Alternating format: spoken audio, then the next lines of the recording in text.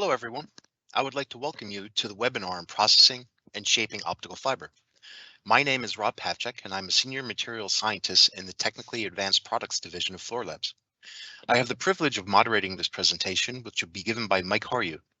In this webinar, Mike will share some of his expertise in processing both silica and soft glass fibers. Mike will also demonstrate splicing state-of-the-art fiber designs and using technology he developed with the Vitran team. Mike earned a Bachelor of Science in Electrical Engineering from Iowa State University and has co-authored multiple papers.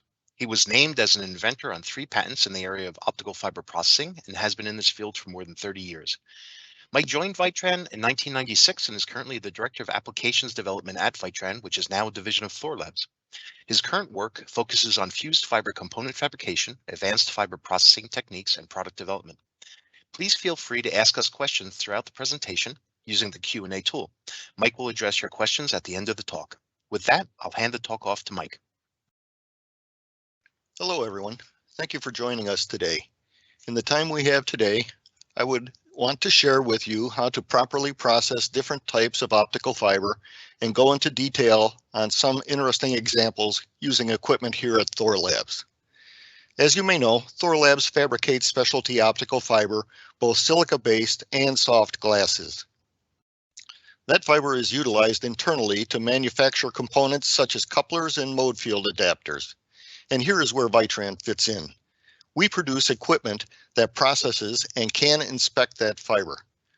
Vitran also develops processes for that fiber, such as lenses, thermally expanded core fibers, tapers, combiners, the list goes on and on. Finally, other divisions create products using the fiber and the processes developed, both modules and units. Some examples being high-speed detectors, light sources, and amplifiers. I find this to be both impressive and pretty amazing. Today's presentation is broken down into 2 major sections. The first being what is required to do this type of work, and the second section is how to apply that. There are 4 examples we will be examining in detail. They are soft glass fibers, multi-core fibers, structured fibers, and lensed fibers.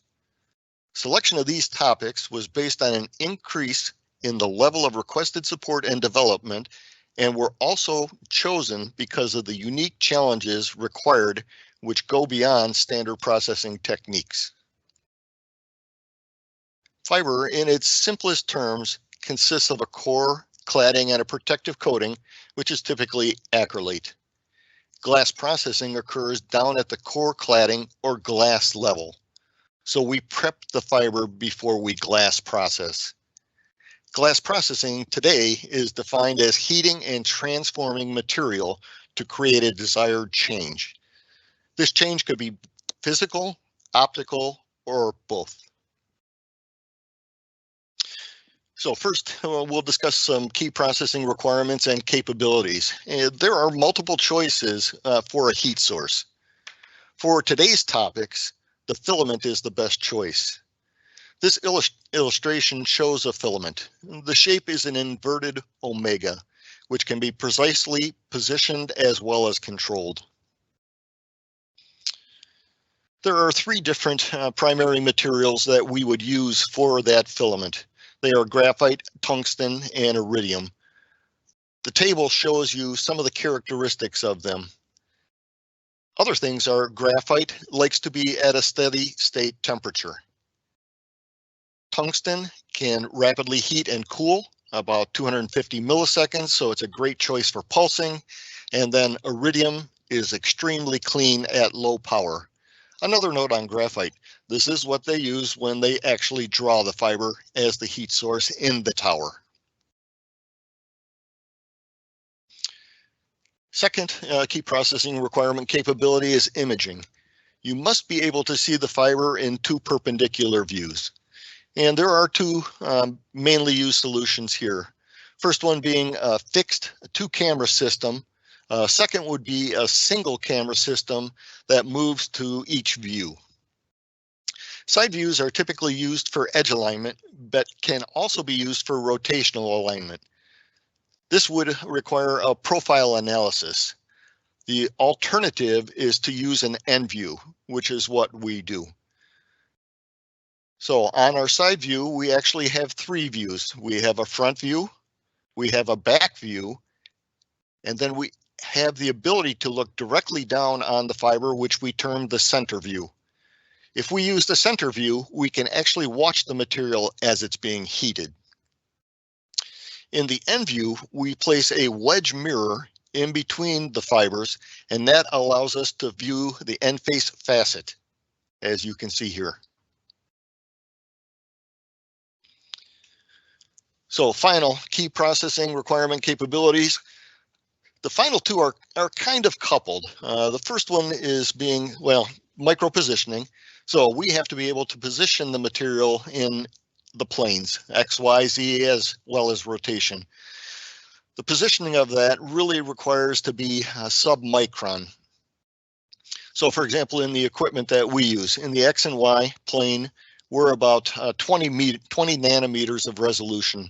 In the Z, we're a quarter micron, and for rotation, resolution is 2/100ths of a degree. In addition to the resolution, stability is also required. You must be able to maintain that position. Different processes have different requirements. So for example, if we're splicing, we must hold that position at least a few seconds, let's say 3 to 10. If we're tapering, we're talking somewhere between 60 seconds and 90, so on the order of minutes. If we're fabricating a coupler, it's tens of minutes.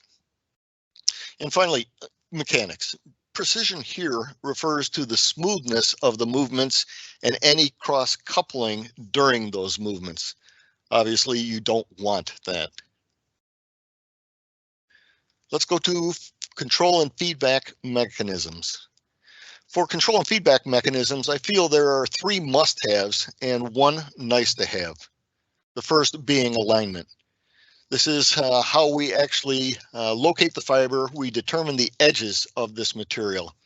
This enables us to accurately determine cleave angle as well as fiber tilt. Side alignment is really actually aligning the centers of the material.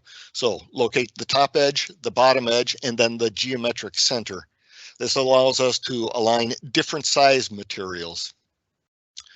Rotational alignment is performed via end view, and it is done using either pattern recognition or a symmetry algorithm.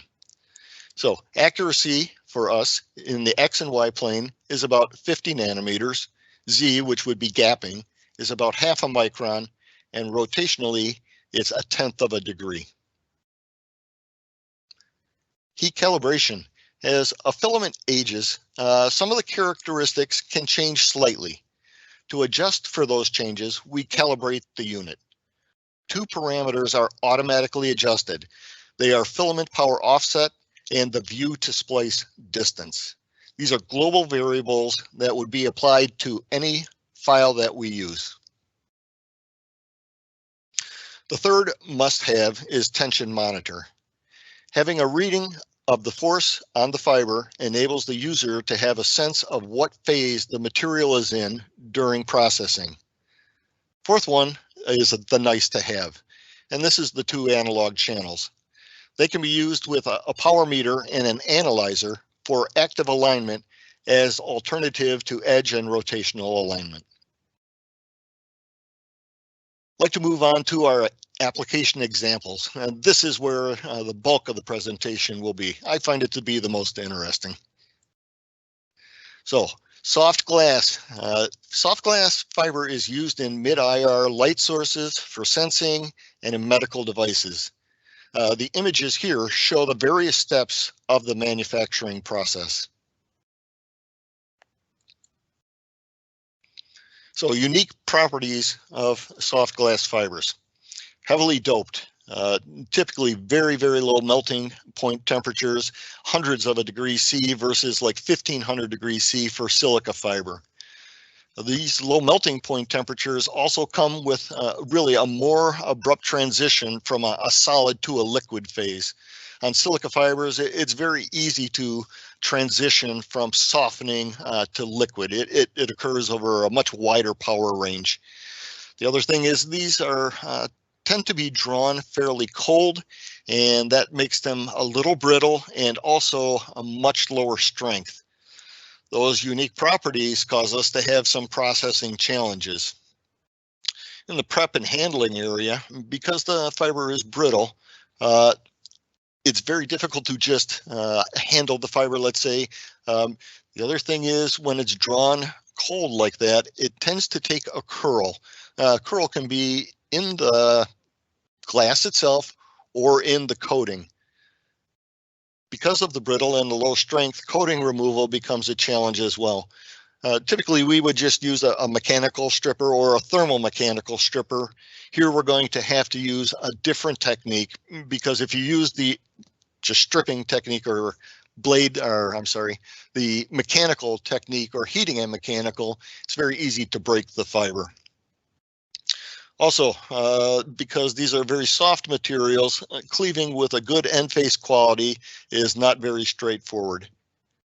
Also, because of the abrupt transition, heating at the correct temperature is critical. So taking a look at the prep solutions. First one is curl removal. A couple of different ways you can do this. You could dunk the fiber in a hot liquid. You could attempt to use a heat gun. But the method that we find works the best is to take our thermal mechanical stripper, remove the blades, and then use that heat source to remove the curl. What's unique about this is that is a V-groove structure with a vacuum in the bottom.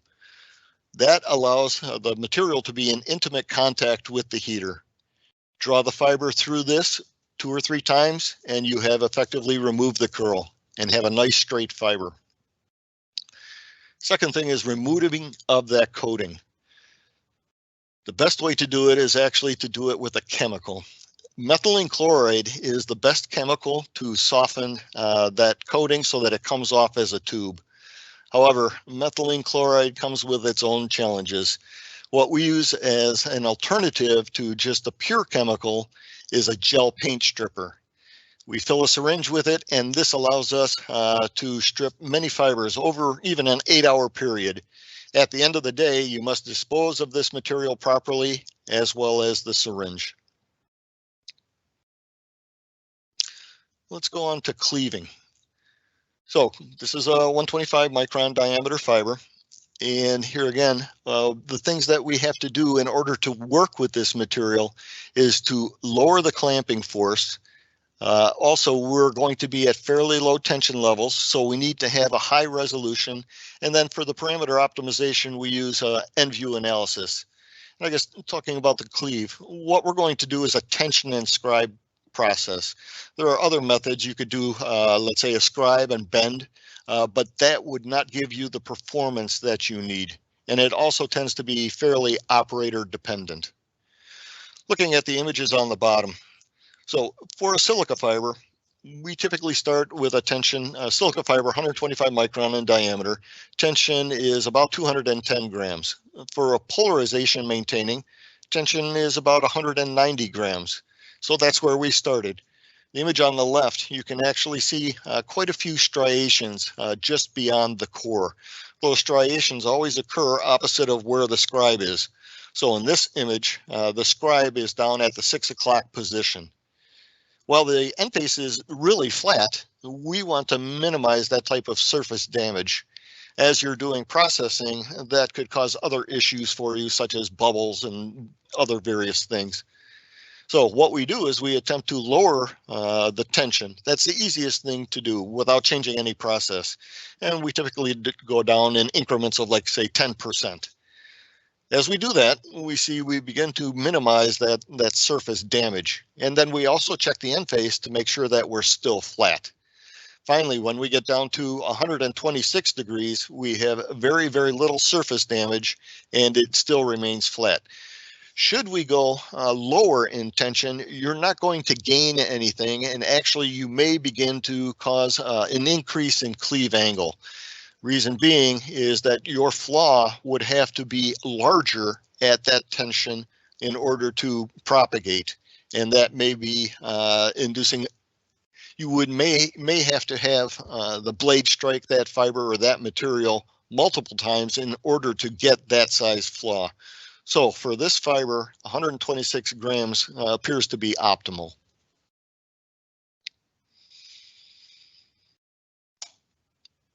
Wow. Sorry about that. Let's talk about heating. So soft glass. Remember I had said the 3 different materials. Ideal filament material for this is actually a narrow iridium filament. Why did we choose iridium? Because it's very, very clean at low power. I want to give you a sense of what I mean by low power. So doing and working and processing with this soft glass and using the iridium filament, we're going to be down under 2 watts. Well, what does that mean? If you take a look at silica fiber, 125 microns in diameter, and we take a look at tungsten, we're going to be firing that filament at about 21 watts. Graphite, 60 watts. So you can see how low temperature this glass actually melts at. Also, when we're down at that low temperature, remember I said this has an abrupt transition from softening to liquid. So you must have high resolution on the power that you're actually putting to the filament. The other thing that's important, not only the amount of heat, but that heat zone location. What we have in the center here is a side view of the filament. The image to the right is actually a magnification of this area right here. One of the first things we do is we center the filament with respect to the fiber. So we would prepare 2 fibers, align them, and then center the filament about the fiber.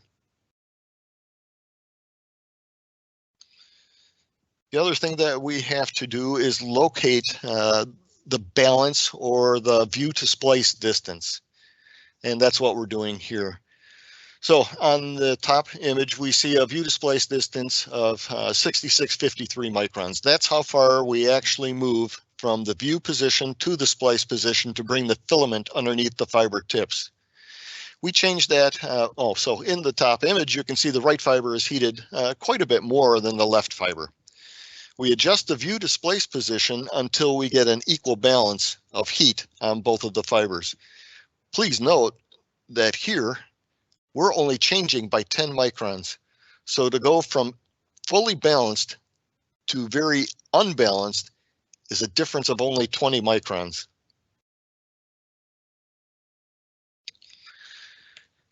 Next thing I'd like to talk about are some splice results. So this is the same splice with different choices in the single mode fiber.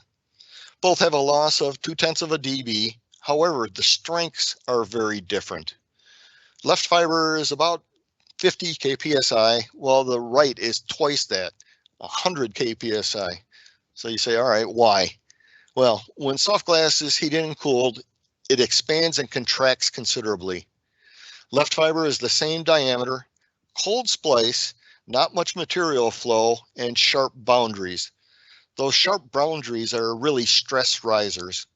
Also, because it's the same diameter, there's quite a bit of hoop stress on the face of the fiber when the zirconium fluoride cools. The right image is the single mode fiber is a smaller diameter, and it allows for more heating and flowing of the material. Here we see that we have smooth boundaries, and the stress is not on the face of the fiber, but on the outer diameter of the cladding. So here again, same splice loss, but higher strength due to choosing a different fiber that we're splicing that zirconium fluoride to. This same technique is actually used with indium fluoride in our supercontinuum laser. There is a complete webinar on that supercontinuum laser, should you be interested. Moving on to multi-core fiber applications.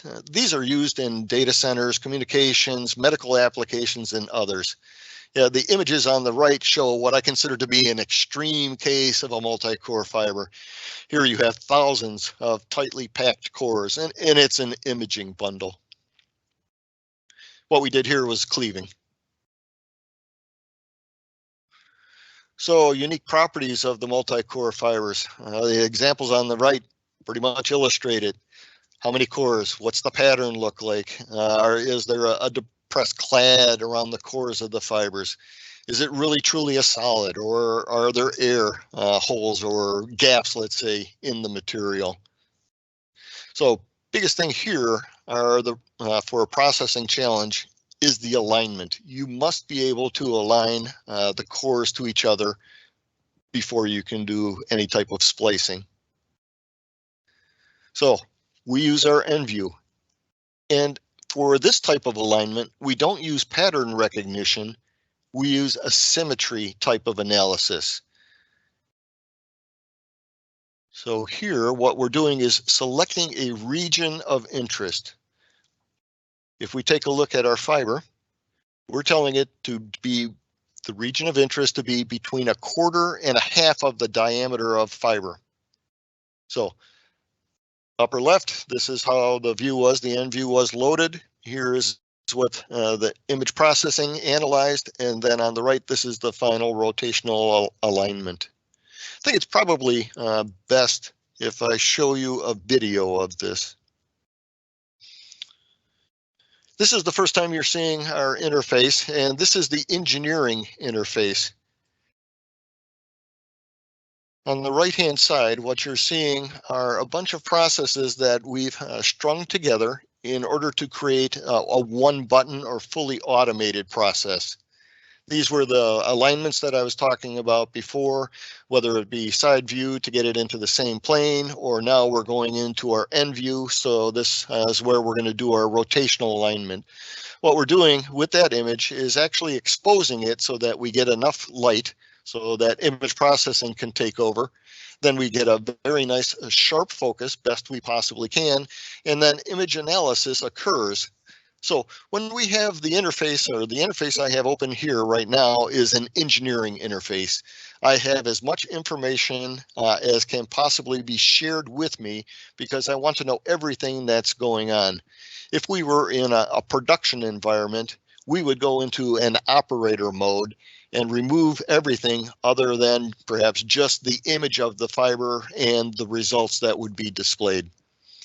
What we did is we aligned the left-hand side. Now we're going to align the right-hand side. Completion of this, we're going to go back to our side views. So we're removing our wedge mirror and going back to our side view mirror. If you take a look at the image of these two fibers, they are mirror images of each other, and they should be because they've been rotationally aligned. Again, we're going to expose it, make sure that we have the proper amount of illumination. We're going to focus, and now we're going to do the fine alignment using that location technique where I said we were able to find the top to bottom, the centers, as well as the face. So we're displaying the cleave angles. We're also not displaying location, but we're aligning the centers, the geometric centers of those fibers. We will do this in both the back and the front view. And now you're going to see the screen. It appears that the fibers are going off the screen. What is happening is we're actually moving the filament underneath the two fibers that we just aligned. Here you see the filament turn on. This also had a fire polish on top of that. This is something that we use to increase the strength of the splice. We go back, we review the results, and then for this one, we're actually going to rotate it 45 degrees so we get a very nice image of the core. That's called the perpendicular view. And then we go check the core in the back and the front views again. So that was multi-core fiber splicing. Next, I'd like to move on to structured fiber.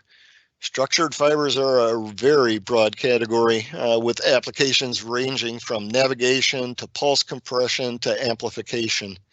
On the right, Thorlabs offers a super continuum generation kit that explores some of these properties.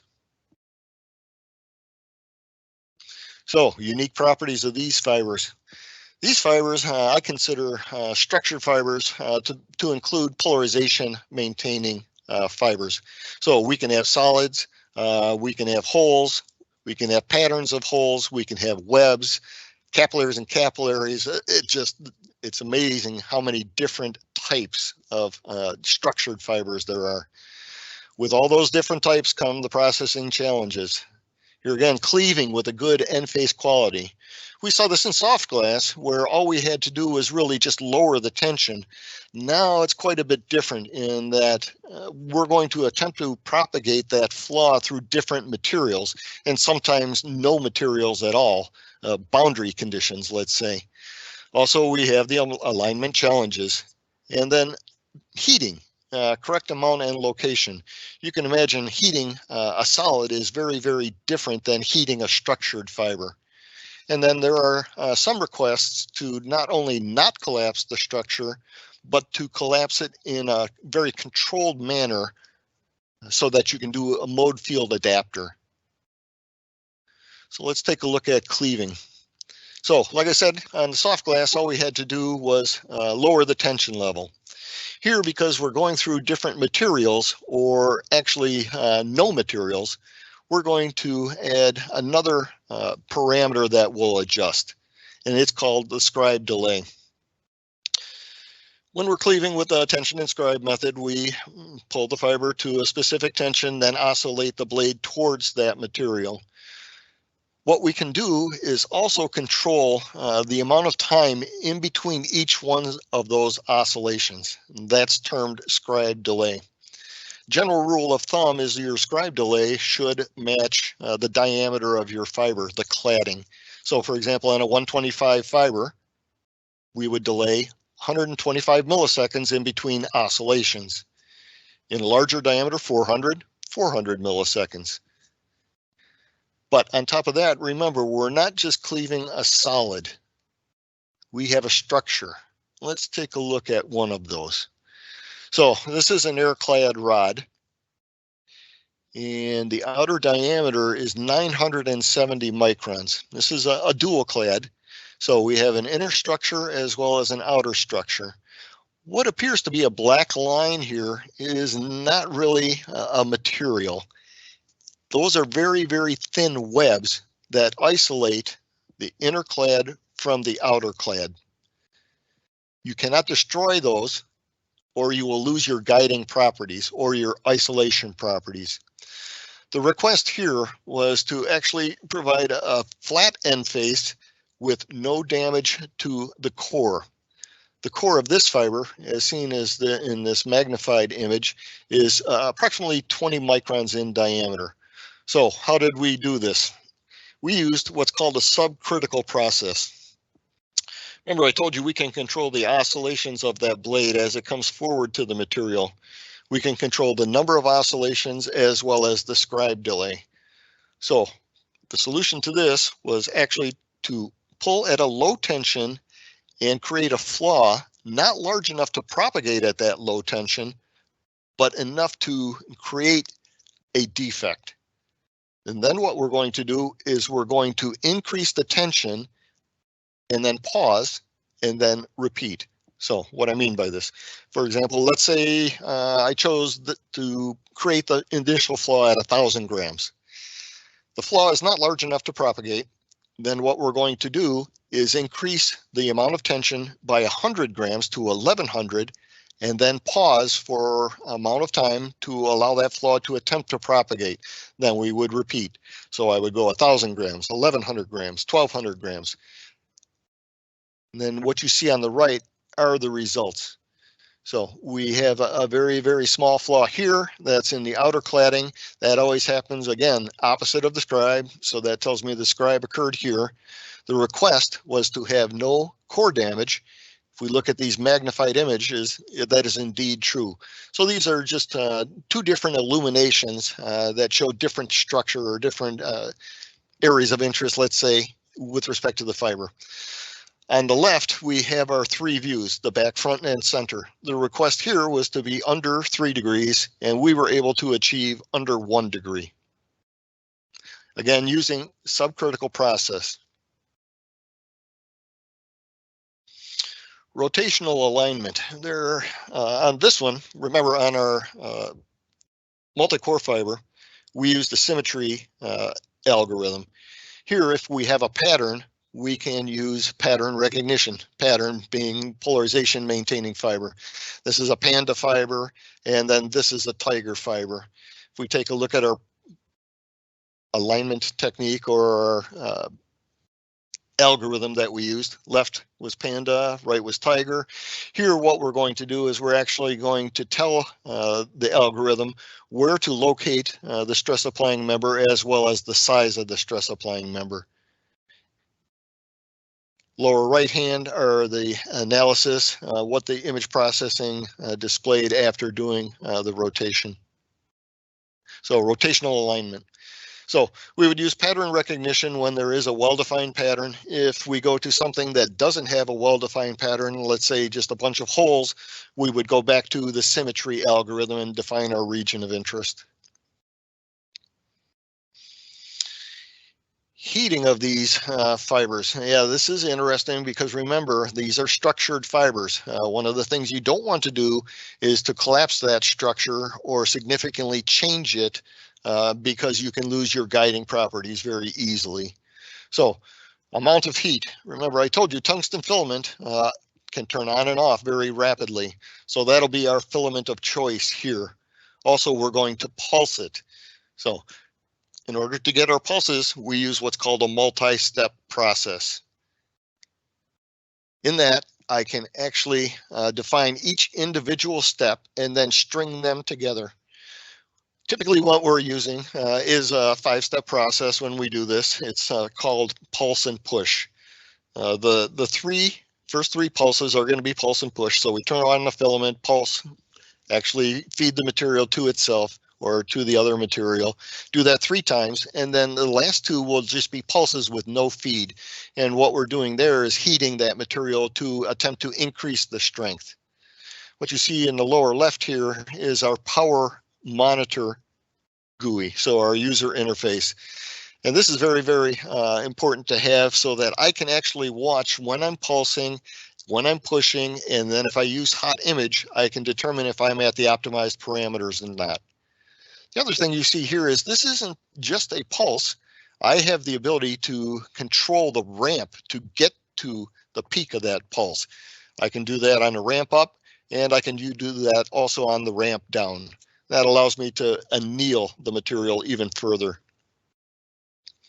Let's take a look at some results here.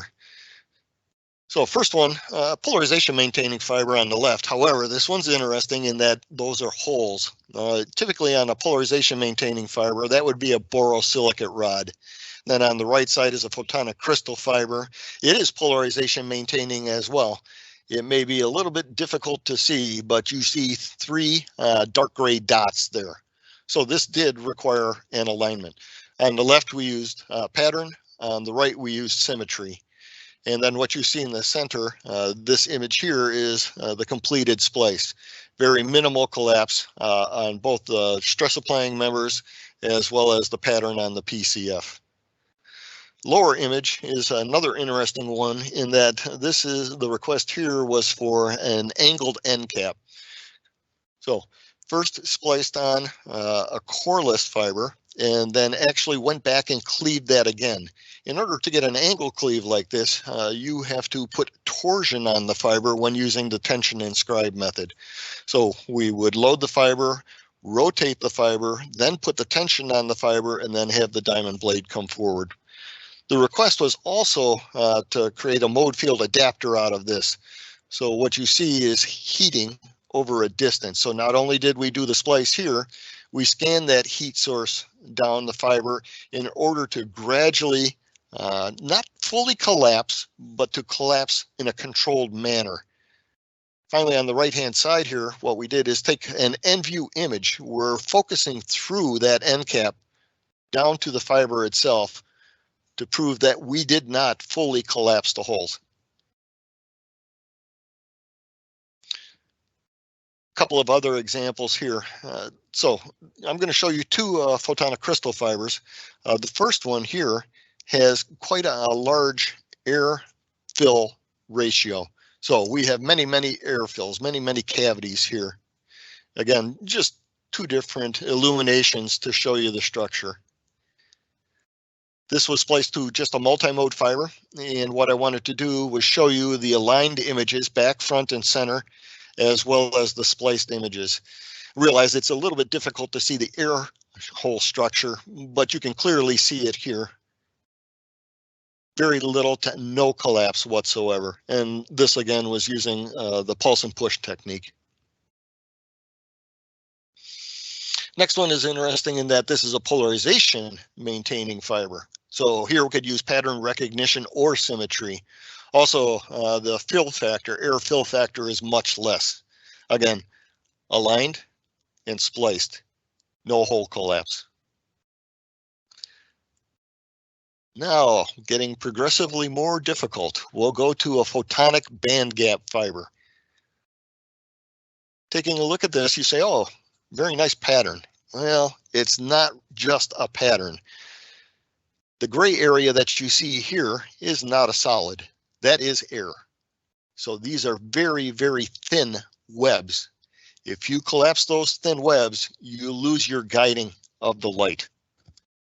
Again, on the left, we have lined, and on the right, we have spliced. We see very little collapse. There is some, but not enough to as cause for concern. This still guided very, very well. Finally, on structured fibers, this is another interesting one. This is what I consider capillaries in capillaries. Here again, this is not solid. That is all air. You have, again, very, very thin-walled, but unlike the last one where the webs were connected, these are standalone. Probably the most difficult to actually fuse without collapsing. This also required rotational alignment. And here again, this one, because it's not a really well-defined pattern, we use the symmetry algorithm. So we aligned the left to the right rotationally and did our XY alignment and then spliced them. Very little to no collapse. And then after the splice, what I did is I took it and pulled it to destruction. And then again, I went to go take a look at the end views. What I wanted to look at here is how much did I change that structure? Very little. Here, truly, yeah, it is circular. In here, very slight ovality, but again, not enough to cause significant performance issue. Second demonstration is going to be photonic crystal fiber. And this is going to be splicing of that. What you're seeing here is actually the GUI behind, but then I wanted to show some of the mechanical movements of the unit itself. So we have a picture in a picture.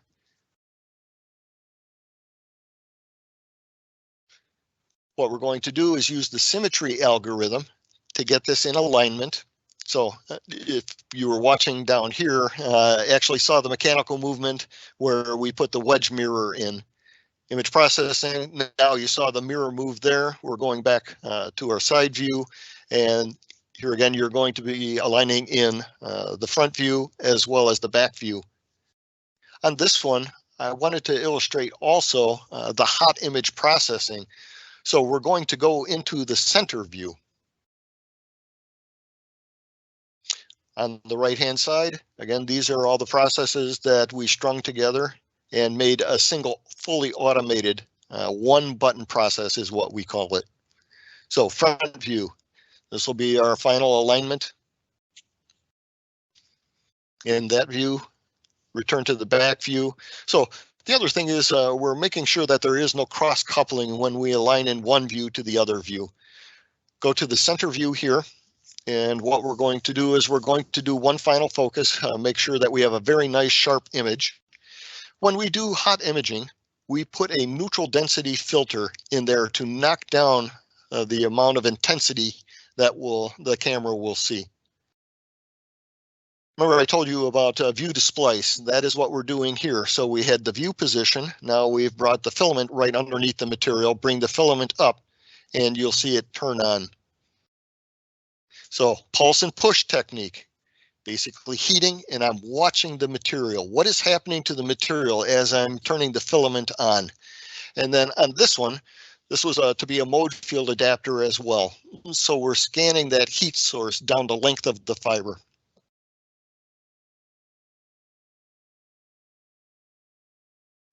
We can control the width of each one of those passes as well as the number of passes.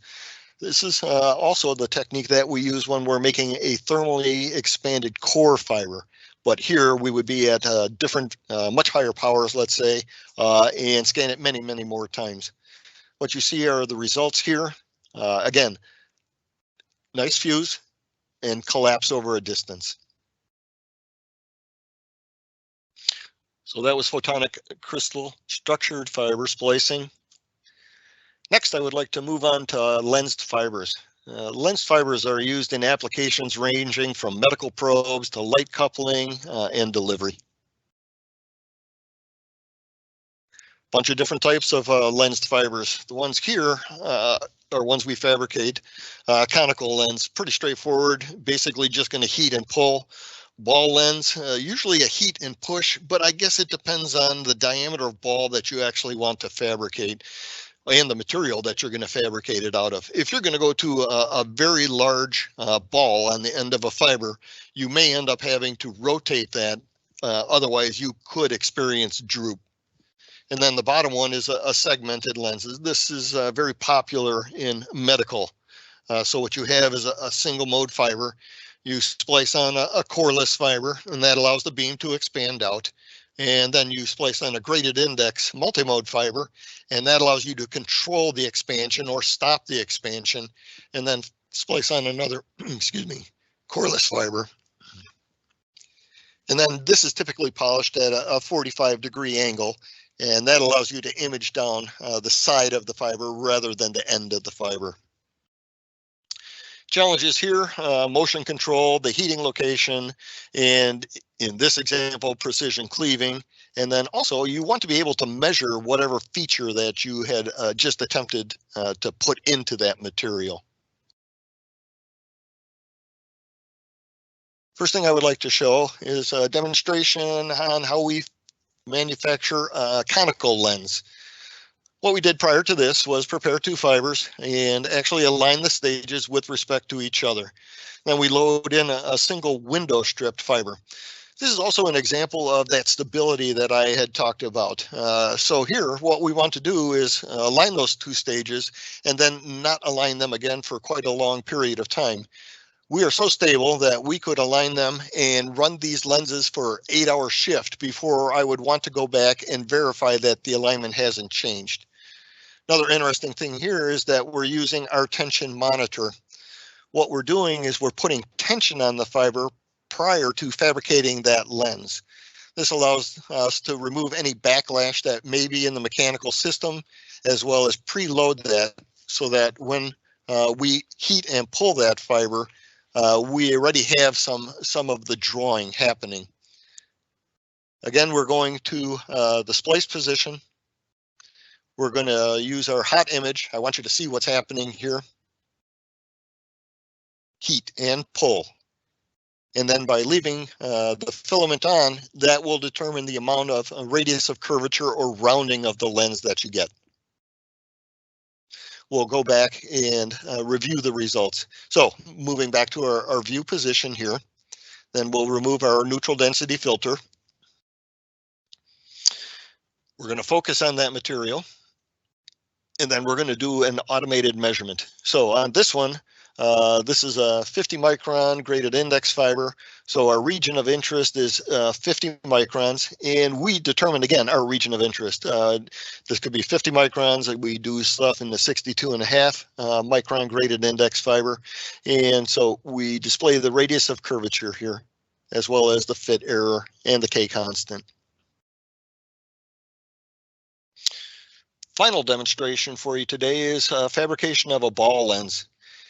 And the reason I chose this one is the request was to take a 400 micron borosilicate rod, splice it onto a 250 micron fiber, and then fabricate an 800 micron diameter ball out of that borosilicate rod.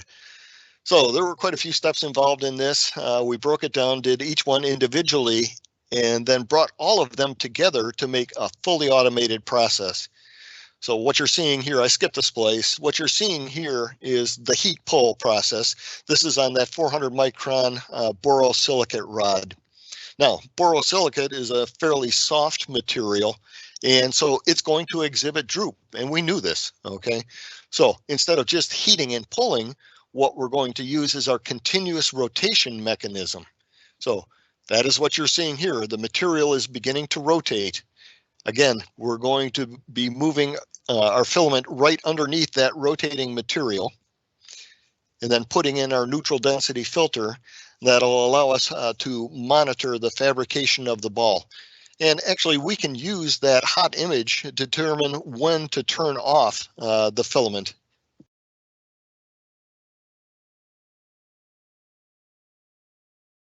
There we go. So you see the rotation, you see that droop actually moving. As we heat that, it's going to become less and less. So we're removing the pointing error that we induced when we did the heat break. Heating, feeding the material. Again, this is the borosilicate rod that you're looking at. Now you're actually seeing the splice point as well as the 250 micron fiber on the far right-hand side. And if we wanted to do a larger diameter, we would just put on a longer piece of the borosilicate rod. We go back to the center view, we remove our neutral density filter, and here again, what we're going to do is use our image processing to make a measurement of that ball size. The request was for 800 microns. I believe this one ended up being 804 microns, 803.6. So less than 0.5% off of the target. So this is what I wanted to share with you today. I hope you found it informative. I think now would probably be a good time for Q&A. Thank you for that excellent presentation, Mike. At this time, I'd like to invite the audience to send questions to us if you haven't already. All right, so we've got some questions here lined up for you, Mike. First question from the audience is, what is the advantage of using a chemical stripper over a mechanical one? So on a silica fiber, there really isn't any. So remember again, mechanical stripper is basically just scraping that coating off of the glass. Thermal mechanical is when you want an increase in strength. So when you're just stripping the material, just using a blade, let's say, you could put some surface flaws into the material and slightly degrade the strength. If I want to attempt to maintain that strength, yes, I'm just going to soften it thermally. Now, when you get to other materials such as that brittle soft glass, you can't use just a mechanical or a thermomechanical. You'll just break the fiber. So what you're going to do is use the chemical, and the chemical is actually going to swell that coating and have it break free from the cladding or from the glass. And then it's very, very easily removed as a tube. Okay. Among the 4 heat sources, what makes the filament type the best? So for these applications here, again, I was able to very easily determine which material to use for which application. No one heat source is ideal for all of these applications. So soft glass, remember, we had to be at very, very low temperature. For the structured fiber, we had to pulse. So there's not one size fits all. I hope I answered that question. I think so. What filament type or what type of filament would you suggest for thermal core expansion of 125 micron thick fiber and sometimes 250 micron, and or for mode field matching after splicing 2 fibers with different core diameters? All right, so we got 2 different things going on there. So the thermally expanded core fibers that we fabricate here, we use graphite. Remember, graphite likes to be at a steady state, and it can be on for very long periods of time. Now, when you do that, though, you actually have to cool the head because it's going to get very, very hot. So we have a cooling system, a water cooling system that we use. So for thermally expanded core fibers, I would definitely use graphite. Now, the other one was mode field matching of dissimilar diameters. If one core expands very rapidly and is able to match the other one with a minimal heating, I would probably go with graphite and a single step process. However, if both cores expand at the same rate, you're going to kind of be chasing your tail. So what you would end up doing there is a two-step process. You would splice the smaller mode field diameter to itself, thermally expand it, cleave it, and then splice it to the other fiber. Okay, nice explanation. Thanks. Is it possible to splice a thin wall hollow core fiber to a PCF or standard single mode fiber? Yes, definitely. I'm sorry. I thought that's what we showed here in the webbed one. But yeah, so again, we would use the pulse and push technique with a tungsten filament, which likes to be and can be turned on and turned off very rapidly. Okay. What may cause curling of the fiber core when splicing it with another fiber or no core fiber? What should one check during the fiber preparation or splicing process so that this doesn't happen? Curling of the core, that's going to be a result of poor parameters or parameters not being optimized. So by curling, I would imagine they may be talking about an offset or what I refer to as hockey sticking. So what happens there is the material is not soft enough when you're feeding it into the other material. So again, your heat zone could be off. It could not be, you may not have proper balance, or you're too cold, or you're not allowing the material to soften enough prior to feeding it to the other material. Okay. There's a question here about reducing contamination on the graphite filament during taper fabrication. Do you have any advice for that? Yeah, so contamination typically comes from not enough argon, or the material is not centered properly in the filament, or you're running at too high a temperature. On any of these filaments, if you can actually evaporate the material, okay? I mean, if you just are at the wrong power level and you hit that material, you can cause it to evaporate, and then you get a thermal runaway condition. That material has to deposit somewhere. It's going to deposit on the filament, and it's just going to heat itself until it burns itself out. Here again, though, if everything's properly done, the contamination is probably going to be from a lack of argon flow. I guess that's one thing I didn't mention here. You know, we're using a resistive element, and in order to keep it from oxidizing, we purge that area with argon. Yeah, that's an important point. Thanks for pointing that out. What sort of splice transmission efficiencies do you observe after splicing fibers with complex structures, PCF or band gap type fibers? So, so typically we don't measure loss on something like that. What we're looking for is beam quality. But if I had to put a number on it, we're much less than a half a dB. But it is very fiber specific and combination of fiber. Okay, yeah, makes sense. Will the chemical or the type of coating affect the recoating process? So recoating, what we do here is a UV cured acrylate, and we have a low index as well as high index material. You know, for all the fibers that we talked about today, it was using an acrylate. It could have been a dual coat with a soft inner acrylate and then a harder outer acrylate.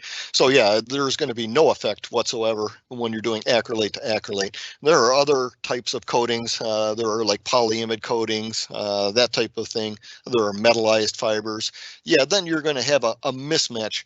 But I guess with respect to recoating, what you're attempting to do there is protect whatever it is that you just glass processed. And by protection, what I mean is we're attempting to keep that glass from getting surface flaws.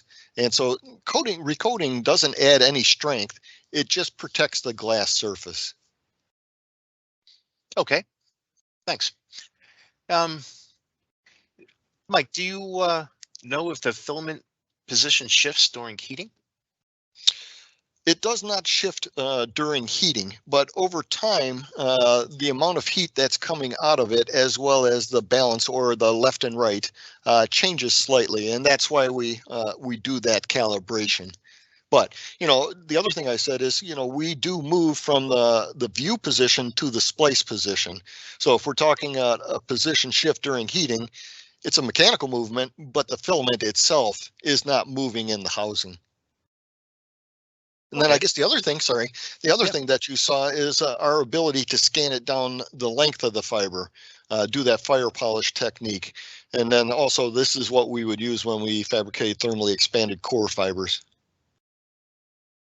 Okay, another question sort of related to one of the ones you've addressed before, but do you prefer a particular filament or does it depend on the operation? Yeah, it really depends on what you're attempting to do. What is the application? So like you saw us use a bunch of different filaments here, the narrow tungsten, the iridium, I guess, and as well as the graphite. I didn't point out that when we were fabricating that ball lens and when we were fabricating the conical lens, those were both graphite. So I showed all three different materials, and I hope I tried to give you a feel for why I chose those materials. Okay. Here's one about CO2 laser splicing and processing. When is it better to use that? Okay, so CO2 is an entirely different method of heating, and that heating is by absorption. So basically, wherever the beam comes in contact with the material is going to be heated very locally. So, but over time, that heat transfers, right? I typically like to use CO2 when I'm working on large material or material where I don't need the precision, which what I showed you here today. So for example, if I want to take a fiber and splice it to an end cap, let's say 400 micron fiber is very common in a fiber laser, and I want to end cap it with an 8 millimeter diameter end cap. I don't want to heat that entire 8 millimeter hunk of material. What I want to do is I want to very locally heat where that fiber is going to attach to it. So that's an ideal application for CO2. Okay. How about for soft glass splicing? What interface area structure from the side view would indicate a strong splice? So if we took a look at what I did with that zirconium fluoride, so I'm going to the soft glass, right? And I showed you on the left-hand side very abrupt transitions, and those are, like I said, stress risers. So what you want from a PCF type of splice is a smooth transition or a rounding. You don't want it so cold that you get those abrupt transitions again. That tends to be a weak splice. Can you handle it? Yes. It's ideal? No. So you want to flow the material as much as possible, but again, without collapsing the holes, or if the customer requests it, in a controlled manner. But here again, trying to avoid abrupt transitions. Okay. You mentioned the filament height adjustment. When we insert the fibers and we use pivots to align them, this changes the position of the fibers inside the filament. Should we readjust the filament position for situations when high pivot numbers are used to align fibers? So what we have on our user interface is the ability to put guidelines on there. So when we initially prepare the piece of equipment to do the glass processing, we get the two fibers on the screen, we align them, and then we pull up these guidelines. And so what those are for me is a reference.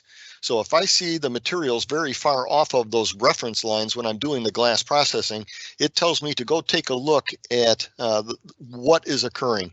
So it's like a check, all right? You have to be fairly close to those guidelines, but you don't have to be spot on. But the biggest deal is if I'm off of those guidelines, there's a reason for it. Hey, did I not clean my material?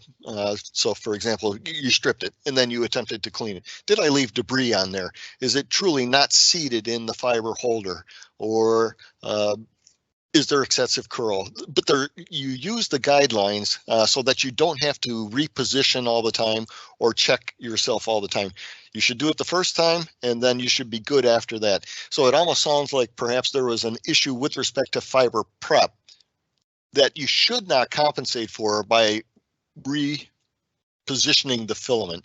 It doesn't make sense. That's not the root cause of the issue. You're just trying to band-aid over something. Okay, thanks. So can you comment on how many attempts it does it take you to dial in some of the more complicated recipes, such as making the ball lens or difficult splices? Ooh, that's an interesting one. So on things that I have experience with before, it's probably 3 attempts for me, but I do have 30 years of experience. If it's something that I've never dealt with before, it can take days. Yeah, well, that would make sense, sure.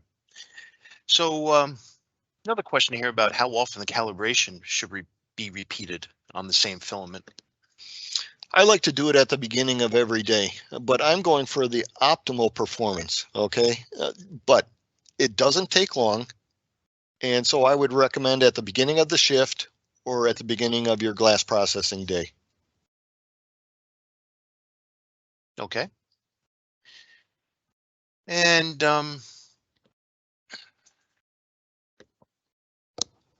what can you comment on the minimum splice loss that can be reproducibly achieved? It's going to be pretty fiber specific, but if you're splicing a fiber to itself, it's less than 2/100ths of a dB. It's for a very, very simple splice, let's say, of the same material to itself. So very, very low loss. Okay, well, I believe that's all we have time for today. I'd like to thank Mike and the entire Vitran team for this presentation. If we didn't have time to answer your question today, please email us at mharju@thorlabs.com, and we'd be happy to follow up with you.